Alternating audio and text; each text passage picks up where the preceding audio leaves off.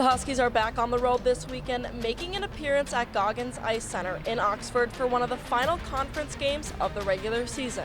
We're back with another episode of Rinkside, and I'm joined here with Mick Hatton from the Rink Live. And Mick, I'm excited to be here. What another great weekend ahead of Husky hockey. Yeah, it's we're getting down to crunch time, and I think anytime you start getting down the stretch run, it always gets a little bit more exciting. It feels like every weekend. Last weekend in Colorado Springs was tight. Both teams had offensive firing from all cylinders, and Friday night we were able to take Game 1 with the help from NCHC Goaltender of the Week, Dominic Bassi. And Mick, what are you expecting to see from our offensive end heading into this weekend?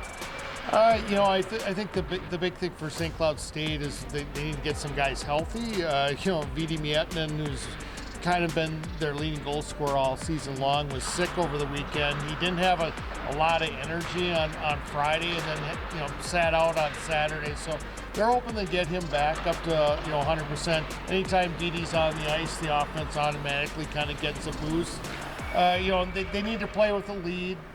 They need to kind of get ahead and not try to be sledding uphill against anybody. I don't care who it is in the NCHC. If you're playing from behind, it's going to be an awful lot of work. So they just need to finish off a few more things kind of early on, and their power play needs to be a little bit better than it has been here recently.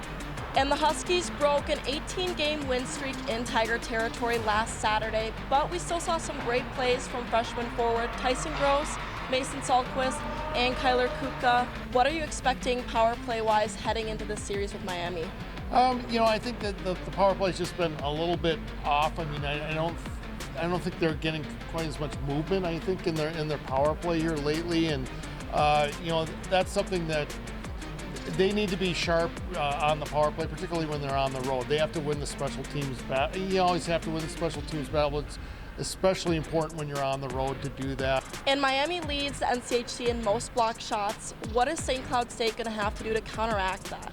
I think when it comes to things like that, it's about moving the puck. And if they are able to keep moving the puck and they're able to kind of get the puck down low, it's an awful lot tougher to block shots in tight at the net. And so if St. Cloud State is able to kind of get down below the dots in particular, I think that's going to be a big key for them offensively to kind of counteract that. And I want to touch on our goalie lineup. We have Gray, who just made his collegiate debut a few weeks ago and did outstanding. Posh is now coming back from an upper body injury. And Dom just had a career best Friday night and was named NCHC Goaltender of the Week. How do you think they're going to utilize them this week? Well, I think on Friday night, I think they're going to go back with Dominic Bassi. I mean, just because he's a veteran, and like you mentioned, he had a good weekend. I mean, he was the goaltender of the week in the conference. That game on Friday, quite honestly, they don't win that game without the way he played with those 44 saves. So they're going to go with him on Friday, and then it's just going to depend a little bit on how he plays. And NCHC teams are ramping up. Miami almost beat the University of North Dakota Fighting Hawks, and we just split with Colorado College. What are you expecting to see in these next few series as conference play is coming to a close?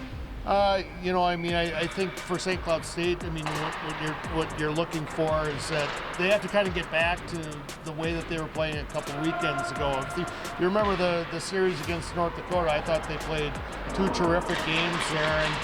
And the last couple of weekends, there have been some blips on the radar. So I mean, they have to kind of get back to where they were playing. In the NCHC, it's gotten really tight. If you're looking at the teams from 2 to 5, it's gotten extremely tight. And so I mean, every weekend has become extremely important, particularly when you're looking at home ice advantage. So I mean, each one of these weekends are crucial for these teams. And Miami's Albin Nilsson scored back-to-back Friday and Saturday last weekend, just like St. Cloud's Kyler Kupka. What are you expecting to see as an offensive spark heading into this weekend? If you're looking at from Miami's standpoint, I mean, they got kind of three guys that have kind of led the way. That was a good sign for Miami because they've really struggled to score goals. That, for St. Cloud State, they need to get like some of their guys kind of back going again a little bit too. I mean, Joe Molinar has kind of not scored here in a little bit. Like we were mentioning with Vidi, I mean, Vidi being sick a little bit this past weekend.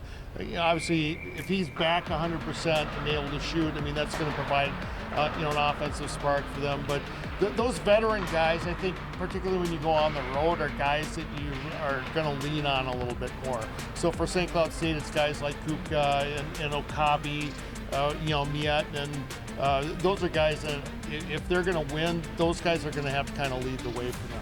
That's all for Rinkside this week. Both games will be airing on Friday and Saturday at 6 p.m. Central Time on NCHC.TV. Thank you again for joining me, Mick Hatton, with the Rink Live.